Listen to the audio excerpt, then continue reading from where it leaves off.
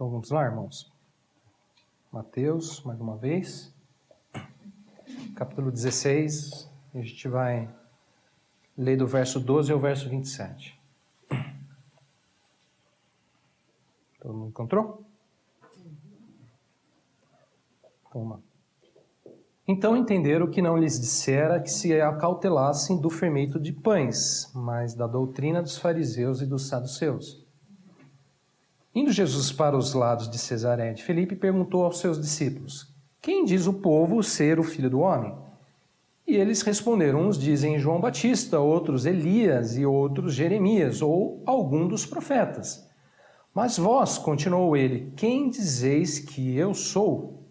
Respondendo Simão Pedro, disse: tu és o Cristo, o Filho do Deus vivo. Então Jesus lhe afirmou: bem-aventurado és, Simão Barjonas, porque não foi carne e sangue que te revelaram, mas meu Pai que está nos céus.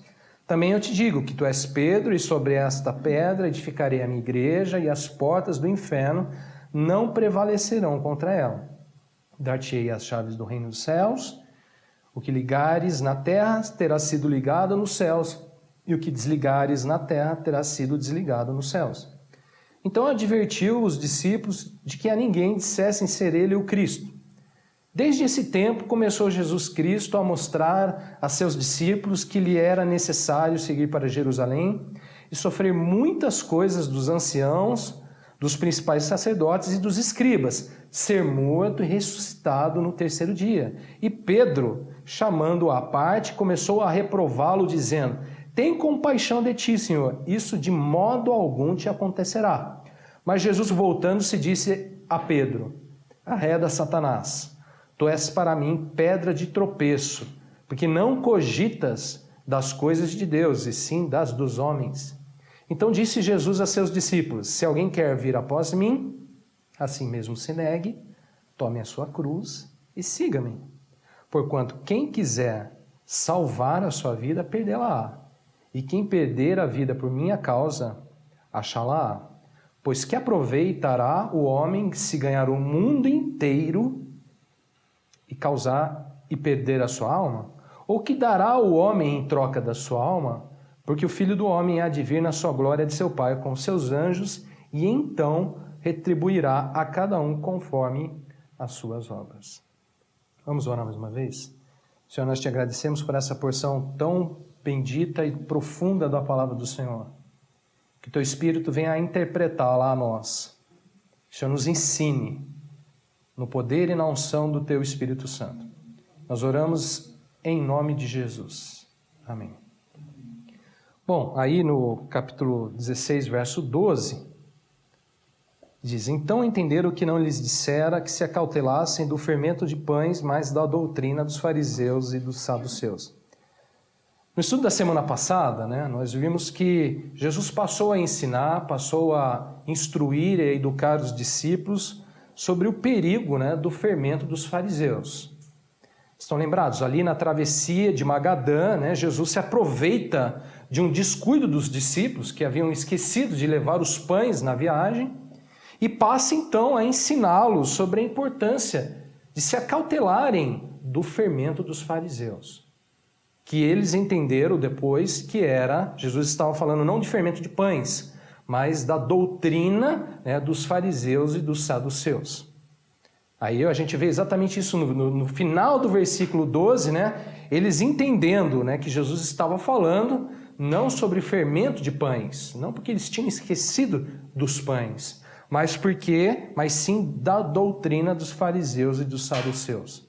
Bom, no estudo de hoje, nós veremos como essa questão, irmãos, do fermento dos fariseus, estava muito mais perto dos discípulos do que talvez eles mesmos ou nós imaginávamos. Através do exemplo de Pedro, veremos o quanto toda essa questão é sutil e precisa ser realmente tratada por Jesus com profundidade na vida dos discípulos, na vida de todos os discípulos. Jesus estava trabalhando essa questão na vida dos discípulos. E isso é muito importante quando a gente relaciona todos os ensinamentos e as promessas do reino dos céus. Bom, sem demora, vamos então ver a continuação da história, né? O que Jesus passa então a mostrar e a fazer logo após que ele estava só começando a falar e a ensinar os discípulos a respeito dessa questão, o fermento dos fariseus. Vou pedir para alguém ler para mim do verso 13 ao verso 20, novamente, por favor.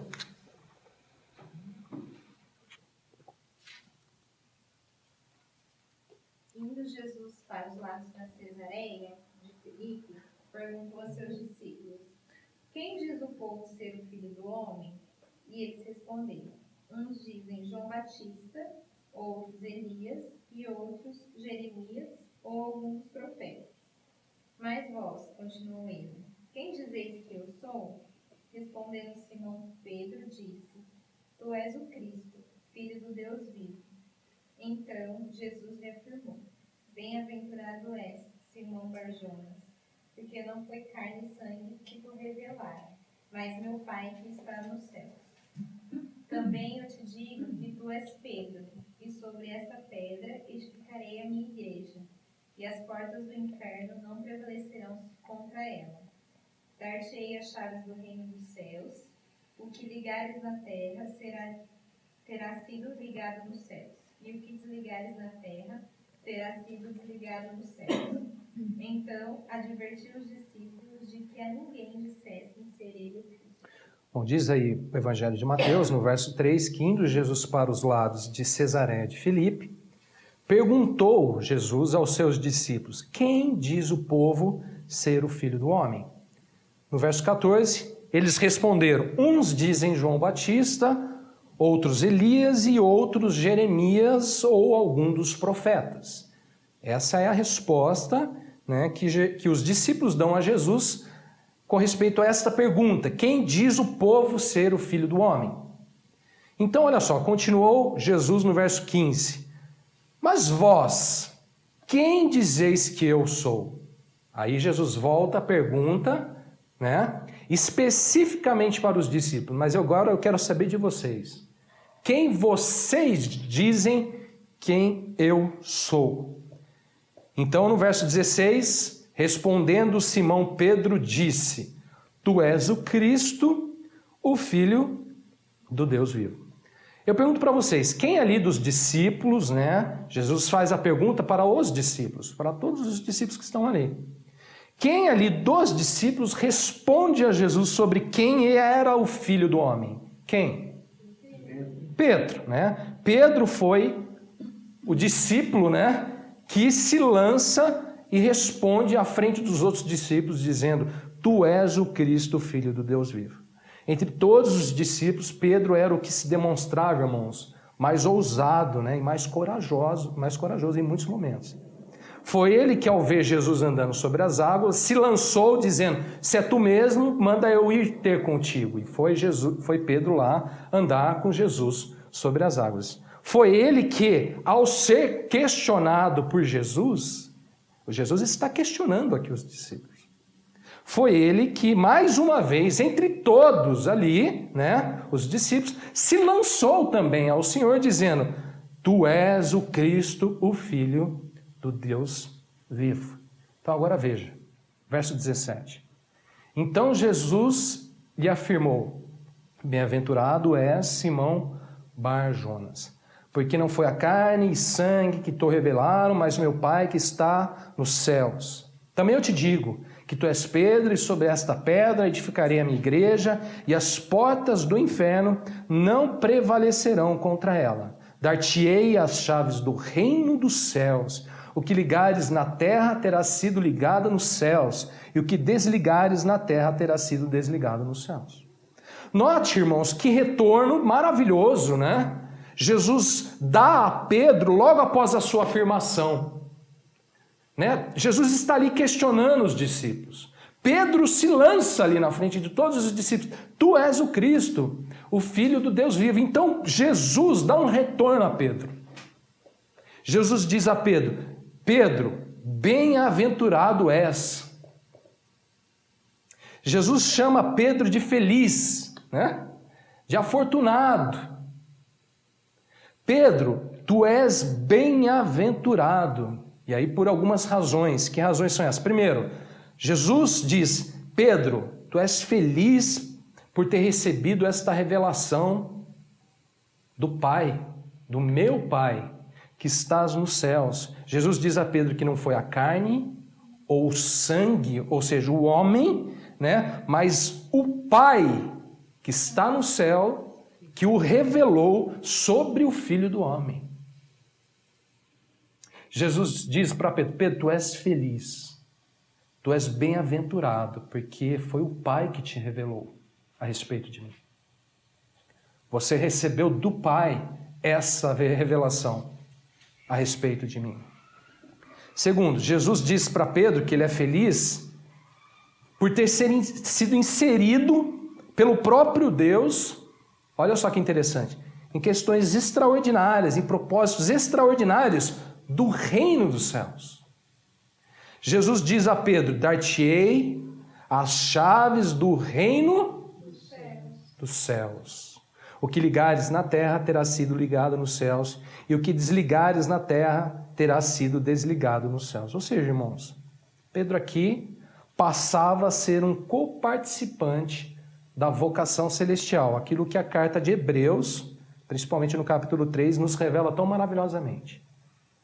Jesus, então, irmãos, fala para Pedro, Pedro, tu és muito feliz, tu és bem-aventurado, porque você está recebendo uma revelação dos céus, do Pai que está nos céus, e porque você está sendo inserido a propósitos do reino dos céus.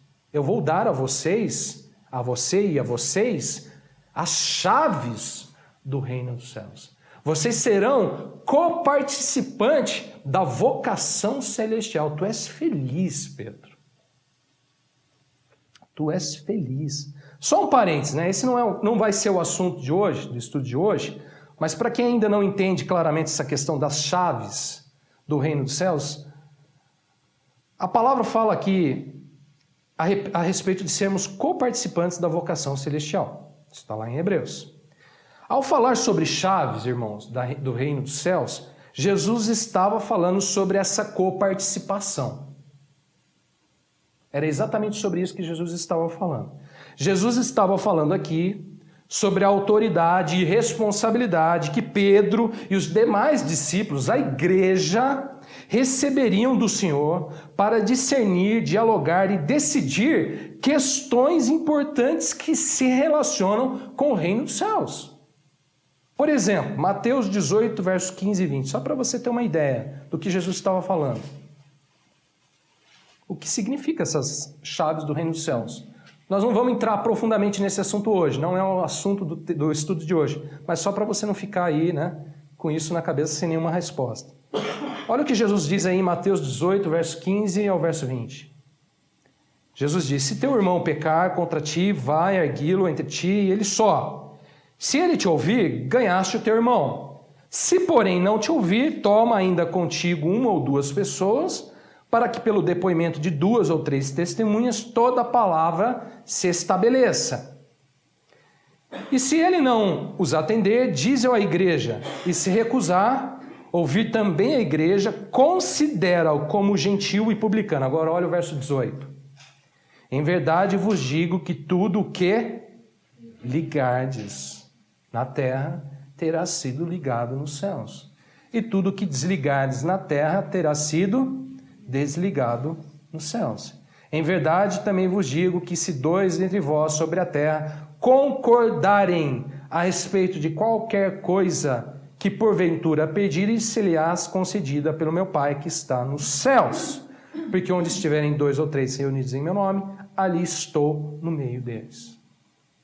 Bom, nós não vamos entrar hoje especificamente nesses assuntos, né? São assuntos aqui muito profundos, muito importantes para nós, que estão ligados ao reino dos céus. Ele faz aqui essa ligação o tempo todo. O que ligardes na terra será ligado no céu. O que desligardes na terra será desligado nos céus. Porque o que concordarem, o meu Pai que está nos céus, olha só, quanto a gente é coparticipante, irmãos, de questões referentes ao reino dos céus. Jesus estava ali comunicando a Pedro e aos discípulos exatamente esta vocação, é o que Hebreus chama, né? Vocação celestial. Somos coparticipantes da vocação celestial. É claro que esse assunto é riquíssimo, é extremamente profundo, mas hoje a gente não vai entrar nele hoje. Eu só estou te dando aqui algumas dicas do que Jesus estava falando aos discípulos. Bom, o que eu quero destacar aqui, irmãos, é o seguinte. No primeiro lado dessa história, para Jesus, Pedro era o quê? Bem-aventurado, certo? Ou seja, feliz, afortunado, por uma série de importantes e extraordinárias razões aqui, relacionadas ao reino dos céus. Isso era um fato para Jesus.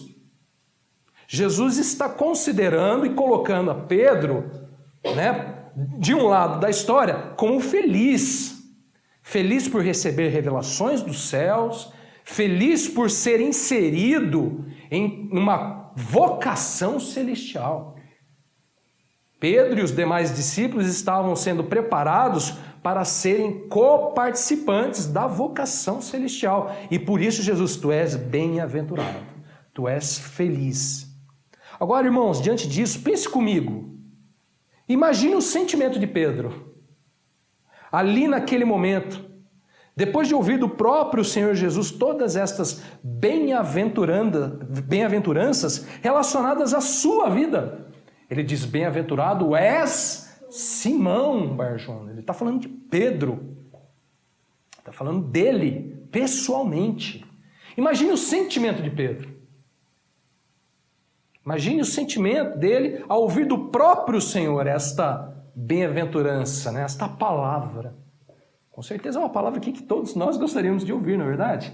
Tu és feliz, Ana, tu és feliz, Christian, né? Vivian, Áureo. Quem não gostaria de ouvir isso do Senhor? Quem não gostaria de ouvir estas palavras? Imagina que a satisfação de Pedro, não é verdade?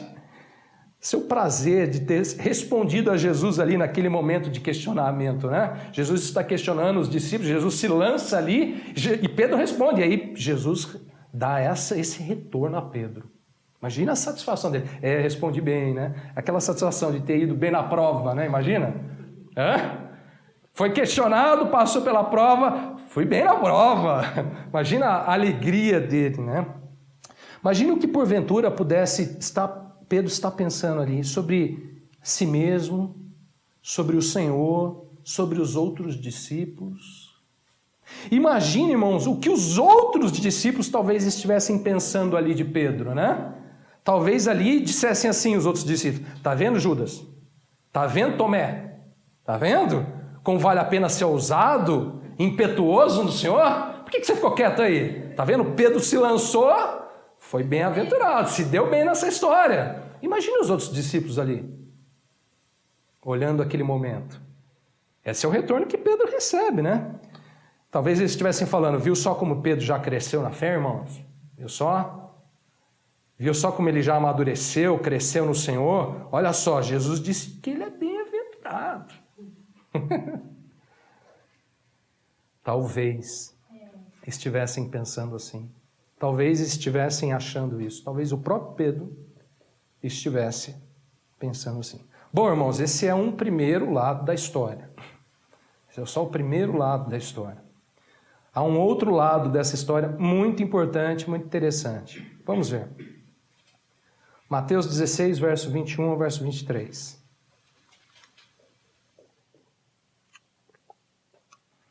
Alguém dê para mim, por favor. Desde esse tempo, começou Jesus Cristo a mostrar a seus discípulos que lhe era necessário seguir para Jerusalém e sofrer muitas coisas dos anciãos, dos principais sacerdotes e dos escribas, ser morto e ressuscitado no terceiro dia. E Pedro, chamando-o à parte, começou a reprová-lo, dizendo: Tem compaixão de ti, Senhor, isso de modo algum te acontecerá. Mas Jesus, voltando-se, disse a Pedro: Arreda-te, Satanás, tu és para mim pedra de tropeço, porque não cogitas das coisas de Deus, e sim das dos homens. Bom, diz aí a palavra no verso 21, que desde esse tempo, ou seja, Desde aquele tempo que Jesus passou ali a ensinar os discípulos sobre o fermento dos fariseus, a questionar os discípulos, né, a respeito do que eles diziam a respeito do próprio Filho do Homem, desde aquele tempo, diz aí a palavra, começou Jesus Cristo, olha só, a mostrar aos seus discípulos que lhe era necessário seguir para Jerusalém e, olha só, sofrer muitas coisas dos anciãos, dos principais sacerdotes, dos escribas, ser morto e ressuscitado no terceiro dia. Jesus, a partir daquele momento ali, passa a mostrar aos discípulos mais claramente a respeito da sua obra da cruz, da morte e da ressurreição. É o que de Mateus está falando. Foi o momento em que Jesus passa a ensinar e a mostrar mais claramente aos discípulos a respeito dos seus propósitos que o levariam para a cruz, a morte e a ressurreição. Então, olha só, veja, observe com atenção no verso 22. Não, volta lá. Verso 22. Pedro, chamando-o à parte, começou a reprová-lo, dizendo: tem compaixão de ti, Senhor. Isso de modo algum te acontecerá. Veja bem, irmãos, quem mais uma vez aí se lança aos pés do Senhor, ou à presença do Senhor, ou à frente do Senhor? Quem mais uma vez aí é o cara, os discípulos um dos discípulos que vai lá falar e se colocar diante de Jesus? Quem? Pedro. Mais uma vez, Pedro. Mais uma vez Pedro aqui, né, se lança ao Senhor com ousadia, com intrepidez. Diz a palavra que Pedro chama Jesus à parte. Olha que interessante. Vem cá, Jesus. Vem cá, vamos conversar. Jesus, vem cá que eu tenho uma coisinha para falar com você. Jesus, peraí, vem cá, deixa eu te dar um conselho, né? Pedro chama Jesus à parte, diz a palavra, e ele começou a reprovar Jesus. Olha que interessante. Pedro vai lá, Jesus, vem cá, pode parar com essa história. Jesus é reprovado por Pedro.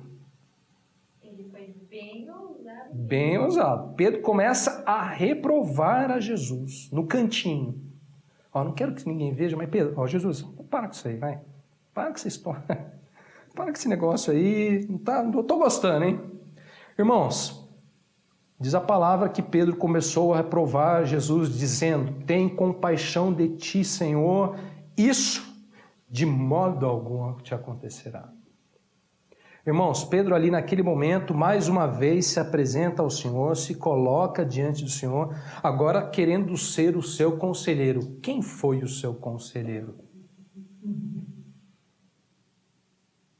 Um conselheiro apto até mesmo para reprovar a Jesus. Bom, irmãos, diante disso, Jesus agora retorna novamente a Pedro, só que bem diferente. Veja o retorno agora como é diferente. Verso 23. Mas Jesus, voltando-se, disse a Pedro: arreda, Satanás, tu és para mim pedra de tropeço, porque não cogitas das coisas de Deus, e sim dos homens. Irmãos, eis aqui um dos paradoxos mais impressionantes de toda a Bíblia. De toda a Bíblia. Note bem, como vimos, para Jesus, Pedro era o quê? Bem-aventurado, certo? Feliz, por várias razões, por vários motivos maravilhosos, extraordinários. Note bem, Jesus estava dizendo: tu és feliz, bem-aventurado, mas Jesus também disse: Pedro, em algumas áreas da sua vida, você não está nada feliz. Você não é nada feliz. Isso é um dos maiores paradoxos de toda a Bíblia. Irmãos, Pedro não foi nada feliz reprovando Jesus. Pedro não foi nada feliz dando espaço para Satanás na sua vida. Pedro não foi nada feliz, tornando-se aquilo que Jesus disse, pedra de tropeço. Pedro não foi nada feliz cogitando das coisas dos homens e não ao invés das coisas de Deus. Eu acho impressionante esse paradoxo, esse trecho, esse episódio da vida de um dos discípulos. Por um lado, irmãos, feliz, bem-aventurado, não é verdade? Por outro lado, arreda. Tu és para mim pedra de tropeço. Eu acho impressionante. Bom, irmãos, há nesse texto aqui pelo menos duas grandes razões pela qual podemos dizer que Pedro, naquele momento, também estava sendo influenciado pelo fermento dos fariseus. Pelo menos duas grandes razões. Você conseguiria me dizer rapidamente quais são elas? Bom, vamos ver. Primeira razão, irmãos, diz aí o texto, a palavra, que Pedro reprova Jesus, certo? Pedro chama Jesus à parte para reprová-lo. Isso, irmãos, sem dúvida, é um sinal do fermento dos fariseus. Sabe por quê? Não. Porque ao reprovar Jesus, Pedro demonstra que havia, sabe o quê? Se escandalizado com as palavras de Jesus. Vocês estão lembrados? Estudo passado? Uma das características, um dos sinais do fermento dos fariseus é exatamente isso, irmãos. Aqueles que se escandalizam com a palavra de Jesus. Isso não é da minha cabeça. Mateus 15, verso 10 ao verso 13. Diz aí: e tendo convocado a multidão, lhes disse, ouvi e entendei, não é o que entra pela boca o que contamina o homem, mas o que sai da boca, isto sim, contamina o homem. Então, aproximando-se deles, os discípulos disseram, sabe que os fariseus, ouvindo a tua palavra, se escandalizaram? Ele respondeu, toda planta que meu Pai Celestial não plantou, será arrancada.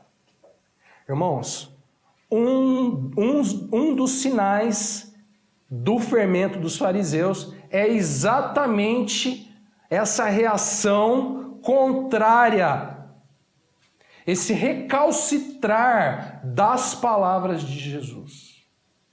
Pedro, ao reprovar Jesus, demonstra que ele havia se escandalizado com Jesus.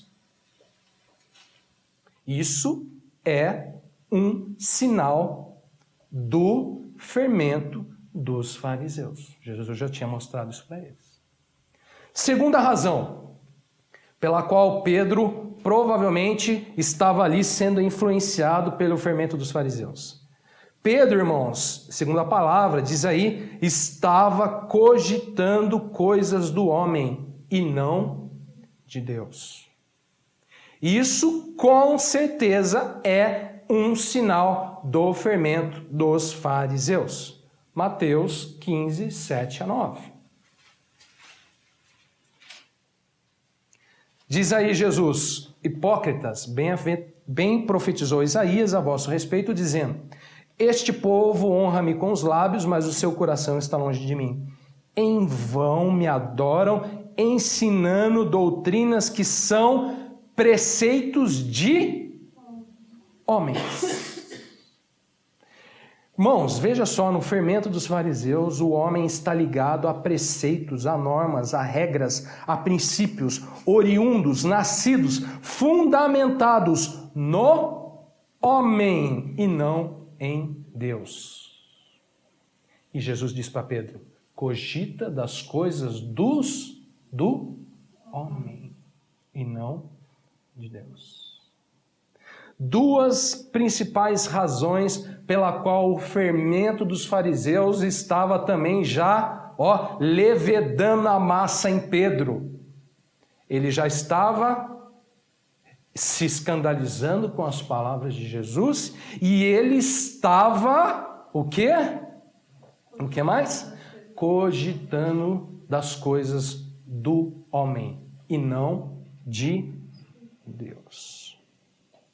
Segundo Jesus, Pedro ali naquele momento dava lugar a Satanás e tornava-se pedra de tropeço, exatamente por cogitar coisas fundamentadas no homem e não em Deus. Jesus disse a Pedro: tu és para mim pedra de tropeço, por quê?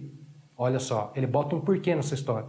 Porque não cogitas das coisas de Deus, e sim das do homens. Tem uma razão aí. Tá vendo?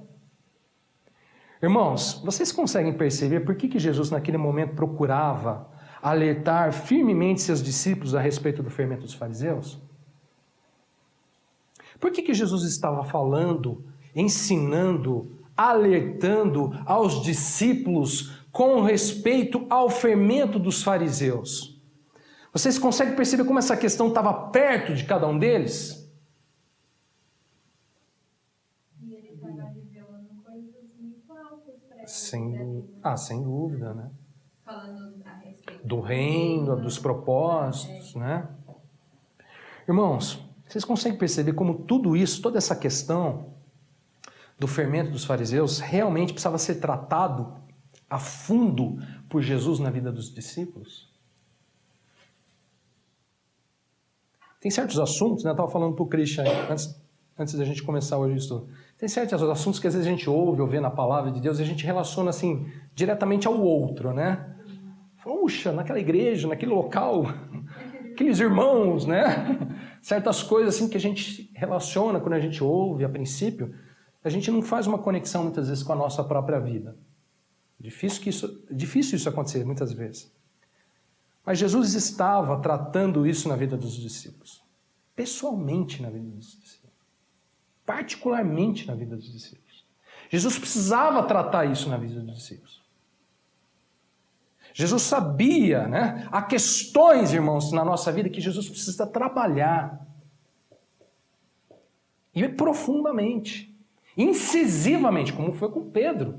Você vê que Jesus, ele não alivia, né?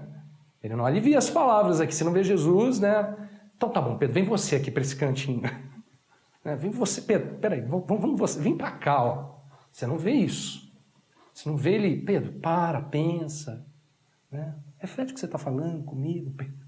Você vê Jesus sendo bem incisivo. Há questões, irmãos, que Jesus precisa trabalhar conosco e ele trabalhará dessa maneira. É assim que terá que ser trabalhado. Incisivamente. Esse é o evangelho, irmãos, do reino dos céus. Essa é a obra que Deus estava fazendo na vida dos discípulos e que Deus faz na vida dos seus discípulos. Há questões que Jesus precisa trabalhar a fundo e como uma espada, porque não tem espaço para brincadeira, porque não tem espaço para dialogar com aquilo. Jesus deixa isso muito claro ao dizer para Pedro: arreda Satanás. Essa história, olha só, ganha uma proporção, um tamanho muito grande, irmãos, nas palavras de Jesus. Quando Jesus chama Pedro para o canto, Jesus vai enfaticamente dizendo: Pedro, Pedro, Pedro, dessa maneira você se torna para mim pedra de tropeço. Bom, irmãos, quando olhamos para Pedro aqui, podemos perceber o porquê que Jesus estava trabalhando com isso, essa questão na vida dos discípulos. Jesus estava ali tratando, irmão, esta questão na vida dos discípulos. É uma questão que para ele precisa ser tratado. É uma questão que não tem negociação. Quando falamos de reino, quando falamos de evangelho, quando falamos de Cristo e o caminho que ele nos propõe, essa é uma questão que precisava, irmãos, ser tratada a fundo por Jesus. Pedro se demonstra nessa história, porque ele era impetuoso, porque ele era corajoso, né? Mas tem os outros que ficaram quietinhos, né? Mas Jesus estava trabalhando com eles, porque Jesus diz a todos, né? No texto do estudo passado, acautelai-vos do fermento do fariseu. Todos ali ficam indagando o que Jesus estava falando. Pedro ali se lança, Pedro ali se demonstra. E é muito interessante, os impetuosos, né, às vezes se alcançam com maior velocidade, né, alguns passos diante do Senhor. Você vê Pedro dando passos diante do Senhor, andando sobre as águas, né, recebendo essa bem-aventurança. Os impetuosos às vezes vão com mais velocidade em certos lugares assim, mas também muitas vezes se expõem mais facilmente. Se expõem mais com maior velocidade também. Esse é o caso de Pedro. Mas o caso de Pedro representa, na verdade, a vida de todo discípulo de Jesus, porque é uma questão que precisa ser trabalhada na vida de todo discípulo de Jesus. Irmãos, para Jesus não tem lugar para hipocrisia. Quando a gente fala de evangelho, quando a gente fala de reino dos céus, não tem lugar para fermento dos fariseus.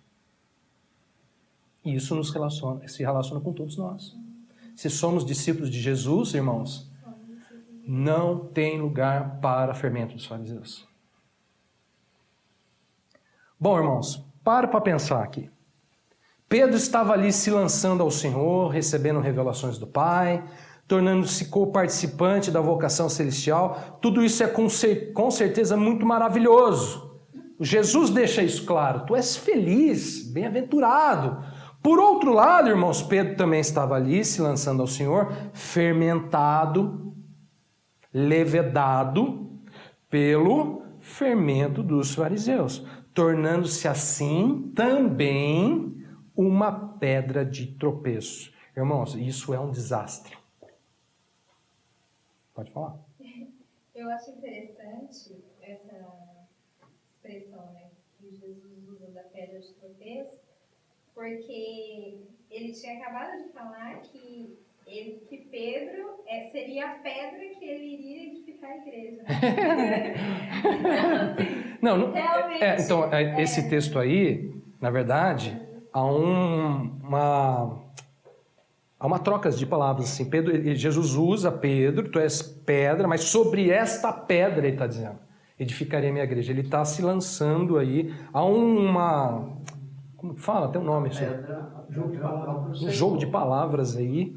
Mas a pedra isso. É o Senhor, não é Pedro. Isso, exatamente. A pedra é Jesus. Digamos, um instrumento. É que a gente não tem informações na tradução do português, mas no original você vê que as palavras pedras são duas palavras diferentes.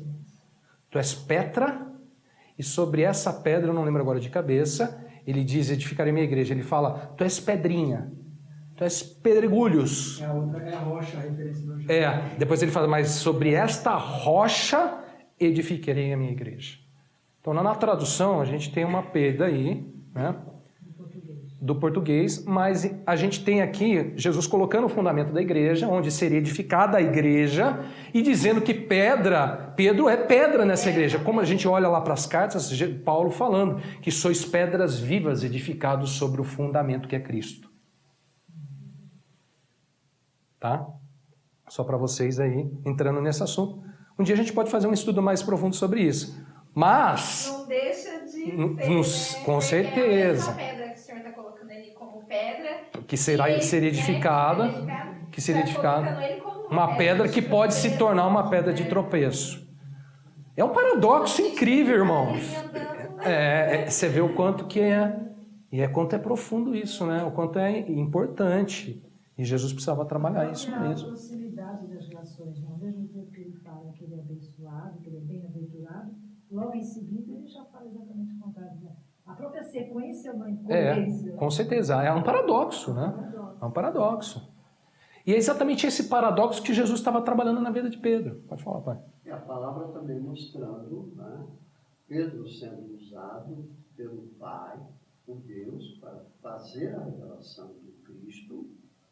E logo depois, Pedro sendo usado pelo diabo, né, para contrapor aquilo que o Cristo, para aquilo que Jesus viera. Havia sido chamado. Isso né? Jesus arreda de Satanás. Eu vim para isso. Né?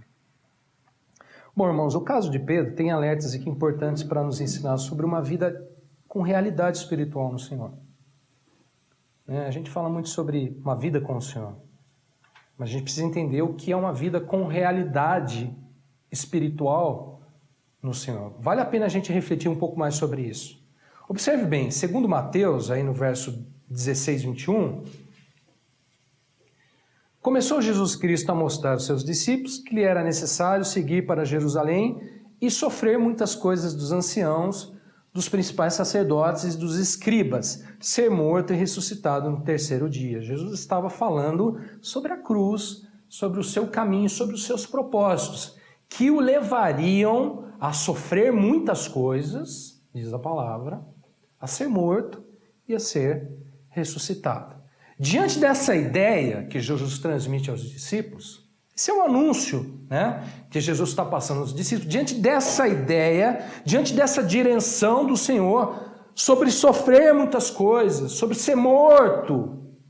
Olha só, Pedro chama Jesus à parte e começou a reprová-lo, dizendo: tem compaixão de ti, Senhor, isso de modo algum acontecerá.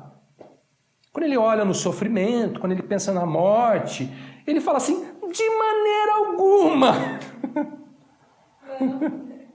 De maneira alguma isso te acontecerá. Irmãos, há algo aqui muito sutil e perigoso com respeito ao nosso caminhar com o Senhor, aos caminhos da salvação. É sutil, mas muito perigoso. Por que muito perigoso? Porque a gente pode ouvir uma ré da Satanás. Aí está o perigo nessa história.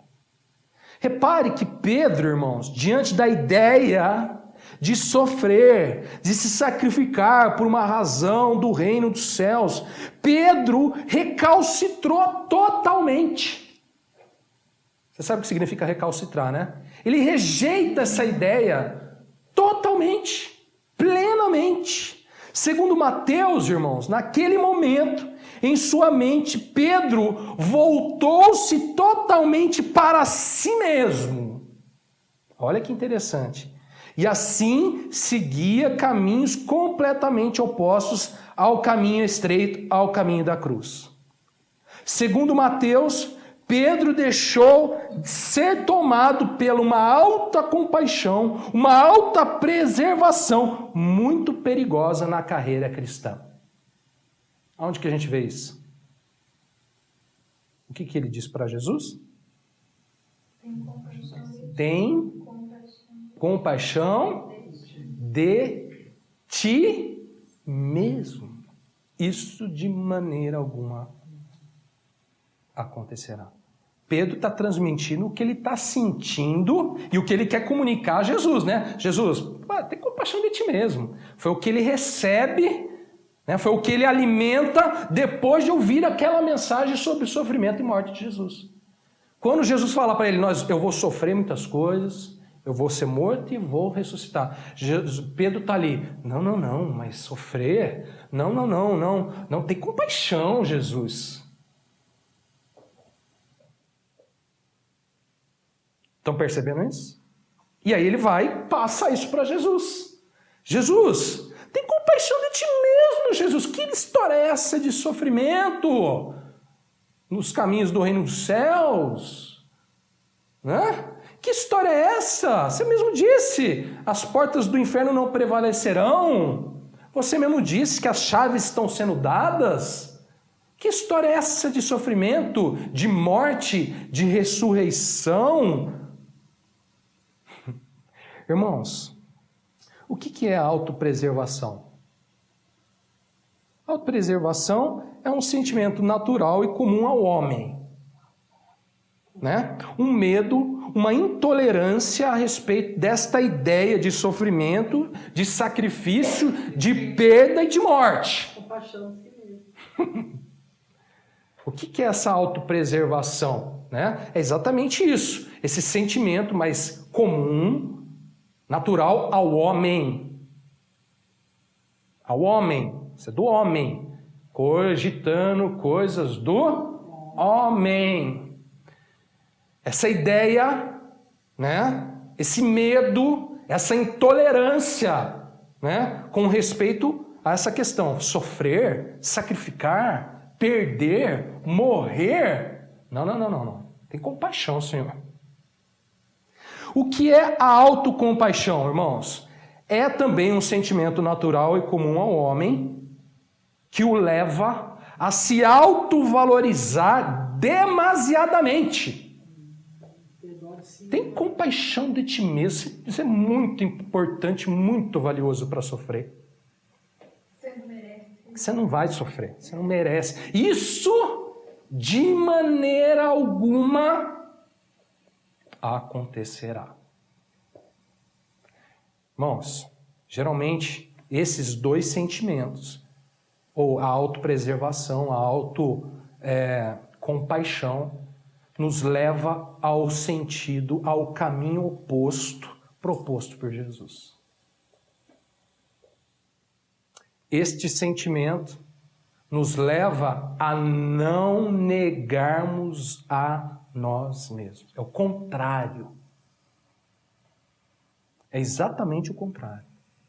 Irmãos, estas coisas, segundo o Senhor, são coisas do homem e não de Deus. E por isso, muitas vezes são contrárias ao caminho do Senhor, abrindo caminho para a ação de Satanás. A gente vê isso em Pedro. Com certeza, irmão, este era o fermento. Esse era o fermento que Jesus estava orientando, alertando aos seus discípulos que se acautelassem. Esse é o fermento que a gente precisa estar muito atento. Irmãos, Pedro e os demais discípulos, sabe o que precisavam aprender ainda? A negar a si mesmos. Permita-me ler um texto de João, que certamente está relacionado a toda essa questão. Jesus disse assim em João, capítulo 3, verso 31 a 32. Olha só que interessante. Jesus disse: quem vem das alturas, certamente está acima de todos. Quem vem da terra é terreno e fala da terra. Quem veio do céu está acima de todos e testifica o que tem visto e ouvido. Contudo, ninguém aceita o seu testemunho.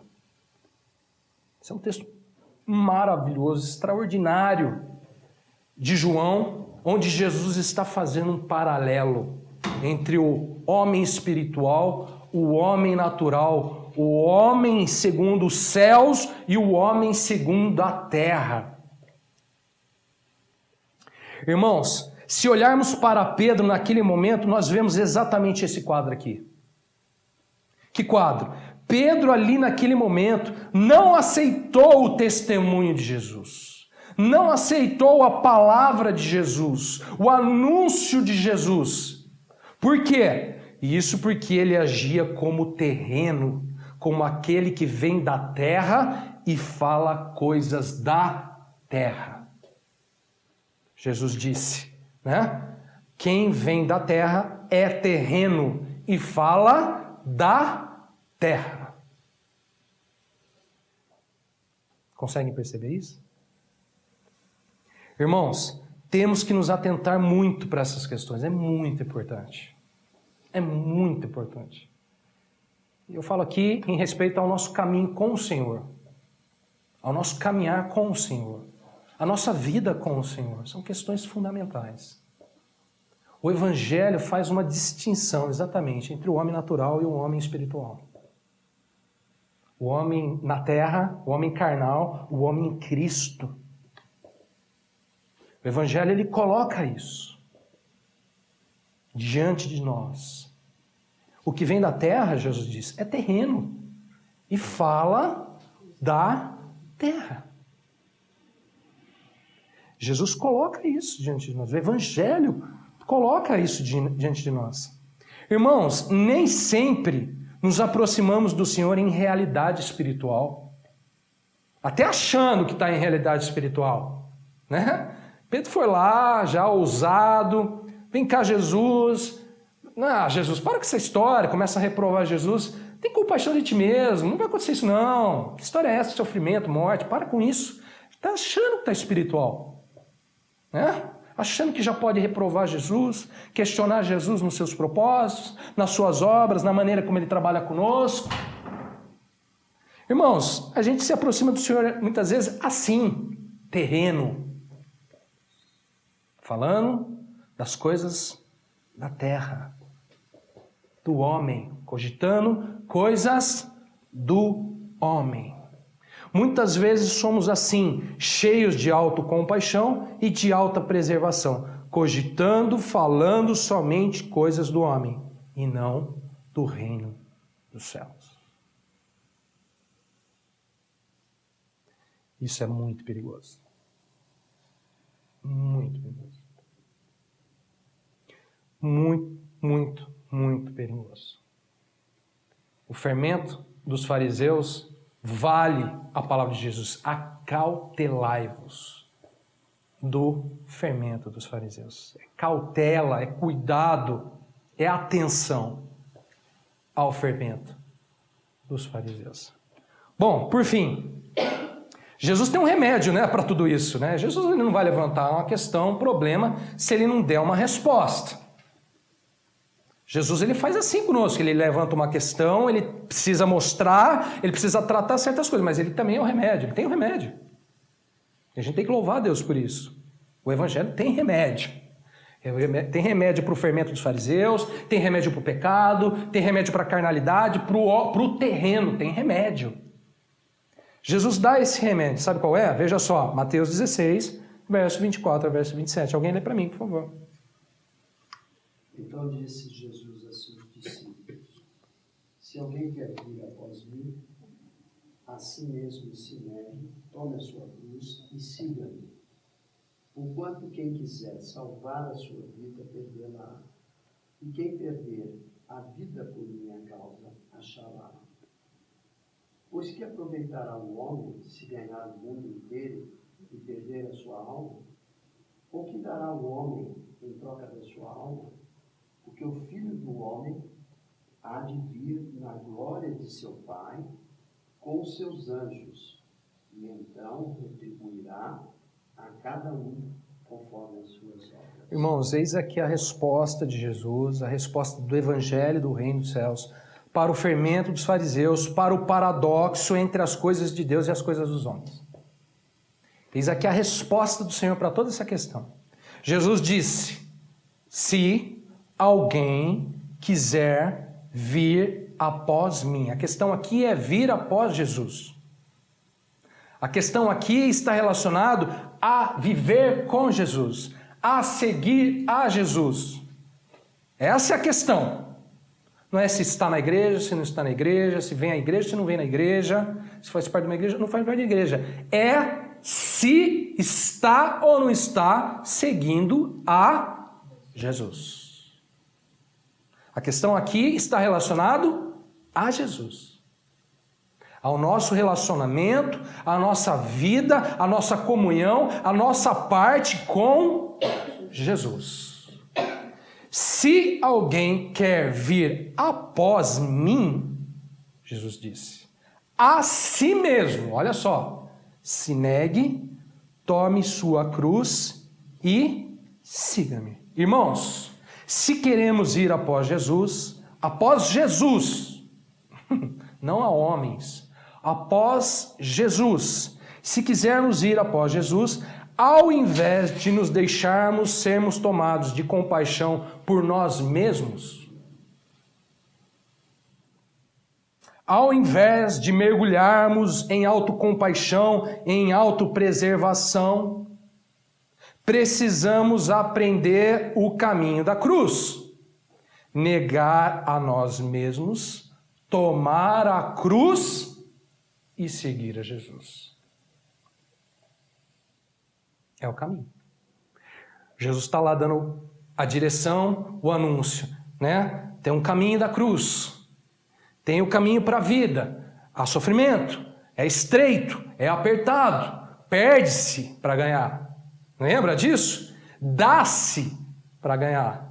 Não é verdade? Lembram lá das parábolas? Foi, vende tudo e foi e comprou. Foi, vendeu tudo e comprou. Irmãos, Jesus está dando essa ideia. Daí temos duas escolhas. Ah, tem compaixão, Jesus. Ah, tem misericórdia, Jesus. Isso não pode acontecer, Jesus. Ou negarmos. E olha só o detalhe. A nós mesmos. O caminho para a cruz, irmãos, o caminho para a salvação, o caminho para seguir a Jesus começa, não é nem negando o mundo. É negando a nós mesmos. Essa é a lição do Evangelho. Essa é a tônica do Evangelho. Se queremos ir após Jesus, primeira coisa, negue-se a si mesmo. Tome a cruz e siga. Irmãos, Jesus estava ensinando os discípulos a negar. Negar. Tomar cruz. Essa é a tônica, né, do discurso de Jesus. Essa é a tônica do discipulado a Cristo. Jesus afirma aí, irmãos, no verso 25, porquanto quem quiser salvar, olha a expressão, irmãos, a questão aqui está relacionada à salvação. Seguir Jesus e salvação. Quem quiser salvar a sua vida, não é o trabalho, olha só, não é o dinheiro no banco, não é a sua vida. Quem quiser salvar a sua vida,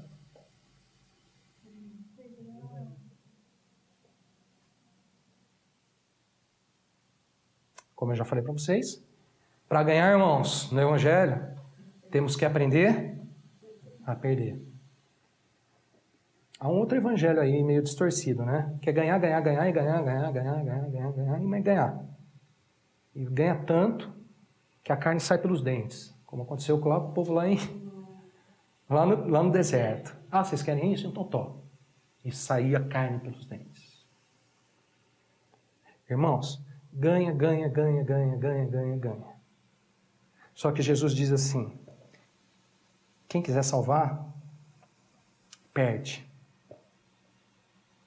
E quem perder a vida por minha causa, achará. Quem perde, acha.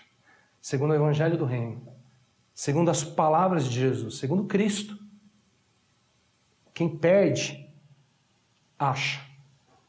Não é quem ganha, acha. Quem perde, acha.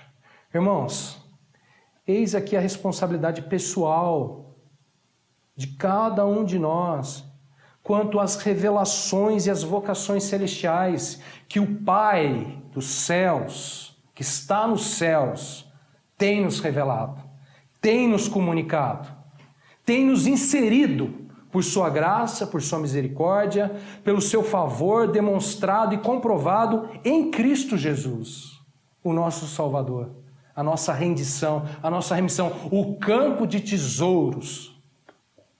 Irmãos, a vocação é maravilhosa, a revelação é bendita, mas há responsabilidade para com isso. Há uma reação para com isso. Há uma disposição, há uma atitude para com isso, que não é, com certeza, a dos fariseus, a dos hipócritas. Jesus conta isso, é claro, acautelai-vos. Irmãos, há uma única maneira de respondermos favoravelmente e corretamente à revelação de Deus. Tu és bem-aventurado porque foi o Pai que está nos céus que te revelou, não foi a carne nem sangue. Oh, que maravilha! Pois bem, agora você vai ter que aprender a reagir a isso. Há uma só maneira, irmãos, no Evangelho. A gente pode até procurar outras, né? Lembra lá do filme Peregrino? Tentar outras rotas mas há uma só. Uma única só maneira de reagirmos favoravelmente e corretamente à revelação de Deus. Saibam disso, irmãos. Precisamos da revelação de Deus? Claro, ela nos faz bem-aventurados. Mas, sobretudo, precisamos dar uma resposta certa a esta revelação de Deus. Isso é o que nos tornará verdadeiros em Cristo. Que resposta é essa? Se alguém quer vir após mim, negue a si mesmo, tome a sua cruz e me siga. É a única e correta resposta que nós podemos dar às revelações do Senhor, às vocações que nos é dadas em Cristo Jesus, que estão relacionadas ao reino dos céus. Irmãos, se não for assim, se não for desta forma, facilmente poderemos viver entre um paradoxo muito perigoso, semelhante a Pedro.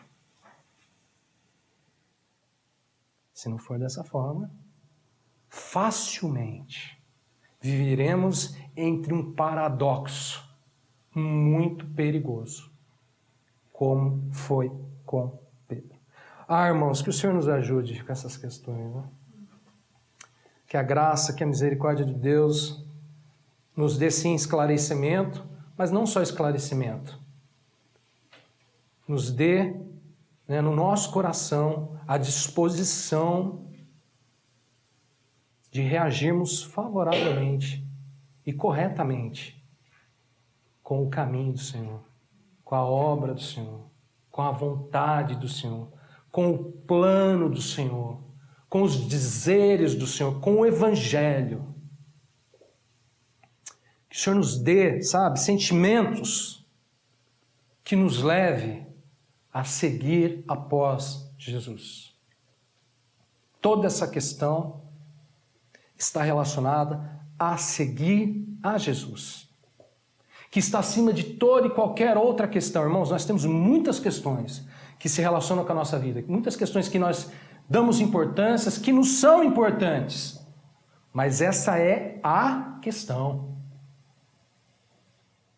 Essa é a questão. O dia, a hora se abrevia. Esse é o tempo. Essa é a hora. Basta olhar para os sinais. Basta olhar para o cenário que você e eu estamos inseridos. Não tem mais o que dizer sobre essa hora. Esta é a hora. Se quisermos vir após Jesus, devemos nos negar a nós mesmos, tomar a cruz e seguir. Isso é fundamental. Isso é o que há de mais importante dentro da questão do cristianismo, da nossa vida com o Senhor. Quando pensamos em reino dos céus, essa é a questão. Quando pensamos em ser cristãos, e cristão de fato, essa é a questão. Vamos orar?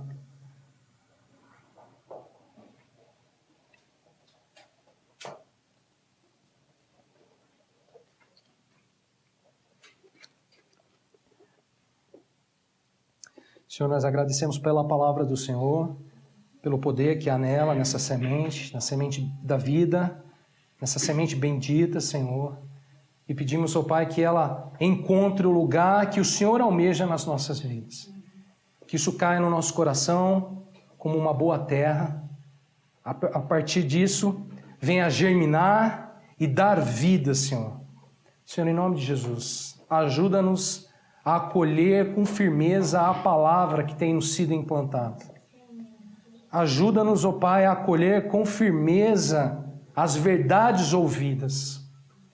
Ajuda-nos, ó Pai, a entender os Teus caminhos, a entender o Teu querer, a Tua vontade, os Teus planos e os Teus propósitos. E ajuda-nos, sobretudo, a abrir o nosso coração, a nossa alma, a nossa mente, para o tratar do Senhor para conosco, para a obra do Senhor para conosco. Sabemos que estas questões são fundamentais e precisam ser tratadas nas nossas vidas.